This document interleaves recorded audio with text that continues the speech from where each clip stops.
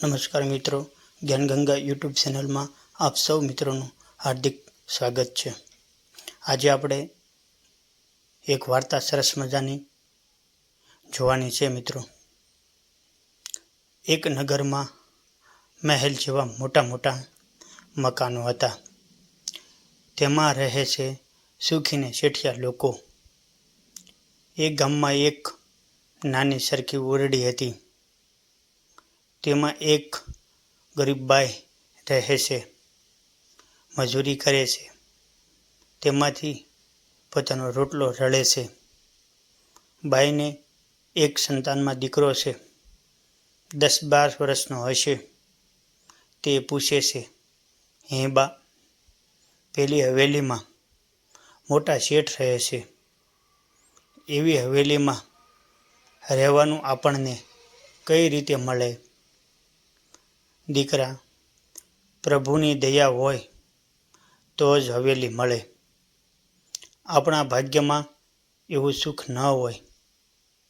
દીકરો કહે, હે બા, ભગવાને આપણા ભાગ્યમાં એવું સુખ કેમ નથી લખ્યું? બાઈ બોલી, દીકરા, જેવા કર્મ કરીએ એવું સુખ ભાગ્યમાં મુકાય. ભગવાન કોઈને આપતા નથી. જેવા આપણા કર્મ એવું સુખ મળે છે. છોકરો ચૂપ થઈ ગયો. કર્મ એટલે શું? છોકરો કર્મનો અર્થ સમજ્યો નહીં. વિચાર કર્યો કે કોઈને પૂછું. ભણેલા હોય તે અર્થ જાણતા હોય. એમના ઘર પાસે એક દુકાન હતી. આજુબાજુના લોકો આ દુકાનેથી માલ ખરીદે. આ વિસ્તાર મુખ્યત્વે મજૂર અને ગરીબ લોકોનો હતો. અહીં ફક્ત ઝૂંપડા અને નાનકડા ઘર જોવા મળતા હતા. તેમાં દુકાનદાર પણ એવો જ હોય. તે મારવાડી હતો. પ્રત્યેક પાઈનો હિસાબ રાખે. પાઈ માટે રૂપિયા જેટલી મહેનત કરે. આ છોકરો ઘણીવાર તેની દુકાને જાય અને પોતાની જીવન જરૂરી વસ્તુ, મીઠું, મરચું, તેલ કે લોટ લેતો. આજે હળદર લેવા માટે ગયો હતો. 2 પૈસાની હળદર લીધી અને તેણે વેપારીને પૂછ્યું, કર્મ એટલે શું? કર્મ શું કહેવાય એ મને કહો. વેપારી બોલ્યો, કર્મ એટલે પરસેવો. જા મજૂરી કર એટલે બધી સમજણ પડી જશે. છોકરો બોલ્યો, એમ નહીં, કર્મ શું એ કહો. વેપારી કહે, કર્મ એટલે મહેનત. કર્મ એટલે મહેનત. આ અર્થ મનમાં ગોખતો ગોખતો છોકરો ઘરે ગયો. ફરીને આ અર્થ તેણે મનમાં વિચાર્યો. એ વાતનો વિચાર કર્યો તો વળી નવો પ્રશ્ન ઉઠ્યો કે મહેનત તો મજૂર લોકો ઘણી કરે છે. શેઠ લોકો ઓછામાં ઓછી મજૂરી કરે છે.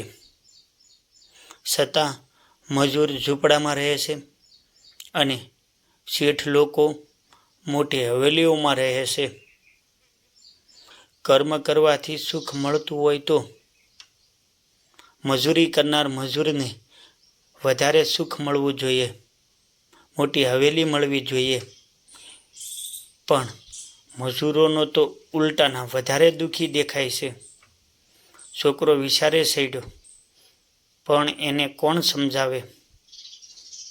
બાજુમાં આર્ય સમાજની એક સભા હતી. એક સ્વામીજી મહારાજ ભાષણ કરતા હતા. આ છોકરો પણ ત્યાં ગયો. શાંત સીતે ભાષણ સાંભળવા લાગ્યો. સ્વામીજીએ કહ્યું, કર્મથી જ આખું જગત ચાલે છે. સારા કર્મ કરે તે સુખ મેળવે, ખોટા કર્મ કરે તે દુઃખી થાય. સારા કર્મ કોને કહેવાય તે સમજી લો. જે સમયે જે કામ કરવું જોઈએ તેનું નામ સારું કર્મ, અને તે સમયે કરવાનું કામ છોડી દઈએ ને બીજું કામ કરીએ તે ખોટું કર્મ. એક દાખલો આપો. મા બાપનું કર્મ એ છે કે બાળકની રક્ષા કરવી. તેને બદલે મા બાપ બાળકને ભૂખ્યા રાખે, ઘરમાંથી કાઢી મૂકે, તેની સંભાળ ન રાખે તો એ ખોટું કર્મ ગણાય. બાળકનું કર્મ શું? બાળપણમાં ભણવું, મા બાપની અને ગુરુની આજ્ઞાનું પાલન કરવું, વિવેક અને વિનયથી ચાલવું એ બાળકનું પહેલું કર્મ છે. વિદ્યા હોય તો જ જ્ઞાન થાય. જ્ઞાન હોય તો જ માણસ ધન અને સુખ મેળવી શકે. માટે બાળકનું પહેલું કર્મ વિદ્યા ભણવી તે છે. સ્વામીજીનું આ ભાષણ સાંભળીને છોકરો નાસી ઉઠ્યો. દોડતો દોડતો ઘેર ગયો. તેમના બાને કહેવા માંડ્યો, બા, કર્મ સારા કરે તેને જ ધન સુખ મળે. બાળપણમાં વિદ્યા ભણવી એ બાળકનું પહેલું કર્મ છે. એમ તેમની બાને તે બાળક સમજાવવા લાગ્યો. એ વાત હું સમજી ગયો છું. સ્વામીજીએ વાત મને સમજાવી દીધી. છોકરો આનંદમાં આવી ગયો. તે બાને કહે, બા, હું ભણું. બા કહે, ભલે. 10-12 વર્ષનો દીકરો મહેનત મજૂરી કરી શકે નહીં, ભલે ને ભણે, તેમ તેના બાએ વિચાર્યું. છોકરો ભણવા બેઠો. ઘણા એને સીડવવા માંડ્યા કે ડોબા જેવડો મોટો ભણવા આવ્યો. પણ છોકરો સીડાતો નથી. થોડા દિવસ પછી બધા સીડવતા મટી ગયા. જે સીડાય છે એને જ બધા સીડવે છે. આ સત્ય છે. રાતે ભણવા બેસે, ઘરમાં દીવો મળે નહીં એટલે સડક ઉપરનો દીવો હોય છે ત્યાં જઈને વાસે. મોડું થાય, પોલીસ આવે, તેને ત્યાંથી કાઢી મૂકે. આમ ને આમ 4 ચોપડી પૂરી થઈ ગઈ. હવે 16 વર્ષનો થયો. બા કહે, બેટા, હવે જુવાન થયો, હવે ભણાય નહીં, કંઈક કામ ધંધો કર. છોકરાને બિચારાને ભણવાનું ગમે છે. તેને મનમાં હોય છે કે ઘણું ભણું, પછી ઘણા રૂપિયા કમાવું, મોટી હવેલી બંધાવું અને સુખપૂર્વક રહું. પણ હવે ભણાય એમ નથી. બાનું શરીર સારું રહેતું નથી. બિચારી મજૂરી કરીને થાકી ગઈ છે. તો તેણે કહ્યું, બા, હજી થોડું ભણવા દે. બાએ હા પાડી, પણ બાથી કામ થતું નથી. ઘડીએ ઘડીએ માંદી પડી જાય. છોકરો વિચારે છે કે મારી બા દુઃખી થાય તો મારું જીવ્યું નકામું છે. છોકરાએ ભણવાનું છોડ્યું, મજૂરીનું કામ શોધી કાઢ્યું. સરકારી કામ છે. બધા મજૂરોની જેમ તે મજૂરી કરવા માંડ્યો. પોતાના જેવા ઘણા મજૂરો કામ કરે છે. તેનો ઉપરી એક માણસ છે. તે ઠાઠથી રહે છે. તે ભણેલો ગણેલો છે. ભણેલા હોય તે કારકુની કરી શકે છે. મહેતાજી બની શકે છે. તેથી એ વધારે ભણેલા મોટા ઉપરી બને છે. તેથી એ વધારે ભણેલા ઉપરીનાય ઉપરી હોય છે. છોકરાને એ વાત ફરી ફરીને સાંભળે છે કે ભણે તે જ સુખી થાય અને ન ભણે તે જ મજૂરી કરી ખાય. હુંય ભણું તો બધાનો ઉપરી બનું, પણ હવે ભણાય કેવી રીતે? એક દિવસની વાત છે. છોકરાને રાત પાળીનું કામ મળ્યું. હવે આપણે તેને જુવાન કહીશું. રાતના 4 વાગ્યે કામ બંધ થયું. પાછા ઘરે જવા ડ્રામમાં બેસવાનું હતું. તે જમાનામાં મુંબઈ કલકત્તામાં ડ્રામ ચાલતી હતી. આ વાત કલકત્તાની છે. ડ્રામના મથક ઉપર આ જુવાન ઊભો હતો. ડ્રામની રાહ જોતો હતો. આંખમાં ઊંઘ ભરાઈ ગઈ હતી. ઝોકું ખાઈ ગયો. એ જ સમયે ડ્રામ આવી ગઈ. જુવાન ફફડી ગયો. ઝટ ઊભો થયો અને ડ્રામમાં ચડી ગયો. ડ્રામમાં ટિકિટ આપનાર કંડક્ટર હોય છે. તે હસ્યો. ભાઈ, આટલી બધી ઊંઘ આવતી હોય તો રાતનું કામ ના કરીએ. અમને તો રાતનું કામ ગમે છે. રાતે કામ અને દિવસે આરામ. ડ્રામ દોડી જાય છે. જુવાનને ઉતરવાનું મથક આવી ગયું. તે ઉતરી ગયો. પછી ઊંઘવા માંડ્યો. ઊંઘમાં એને સપનું આવ્યું. જાણે કે ડ્રામ આવી ગઈ અને પોતે ફડકી ગયો. એ જ સમયે તેની ઊંઘ ઉડી ગઈ. એ ડ્રામ, એ કંડક્ટર અને રાતનું એ કામ. કંડક્ટરની વાત જુવાનને સાંભળી આવી. તેણે વિચાર કર્યો કે રાતનું જ કામ હું કરું તો દિવસે નવરો રહું. દિવસે ભણવા જાઉં એમ થાય તો ભણી શકાય. રાતની નોકરી મળે તો દિવસે ભણવાનું થઈ શકે એવું એમને વિચાર્યું. એવી નોકરી શોધવી જોઈએ.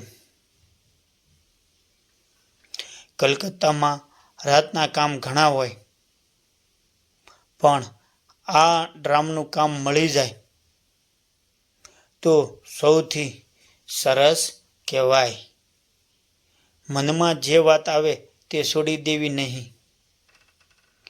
તે નહીં થઈ શકે એમ ધારી લેવું નહીં. માટે સર્વશક્તિ કામે લગાડી મહેનત કરી જોવી. આ યુવાન ઉપડ્યો અને ડ્રામ ખાતાની કચેરીમાં ગયો. ડ્રામના વહીવટી વડાને મળીને બધી વાત કરી. મારે રાતની નોકરી જોઈએ છે. વહીવટી વડાએ પૂછ્યું, રાતની જ શા માટે, દિવસની કેમ નહીં? રાત્રે નોકરી કરીશ અને દિવસે ભણીશ. વડાને યુવાનની આ વાત ગમી. આવા હોશિયાર જુવાનને કામ આપવું જોઈએ એવું સમજીને કંડક્ટરની નોકરી આપી. યુવાન કામ પર ચડી ગયો. રાત્રે નોકરી કરે. 8 વાગ્યે નોકરી પર જાય અને સવારના 4 વાગ્યે પાછો ઘેર પહોંચી તરત જ ઊંઘી જાય. 10 વાગતા જાગે. જમી પરવાનીને નિશાળમાં જાય. હવે એની બાને મજૂરી કરવી પડતી નથી. દીકરાનો પગાર આવે છે. તેમાંથી ઘરનું ગાડું સારી રીતે ગબડે છે. આમ 3 વર્ષ વીતી ગયા.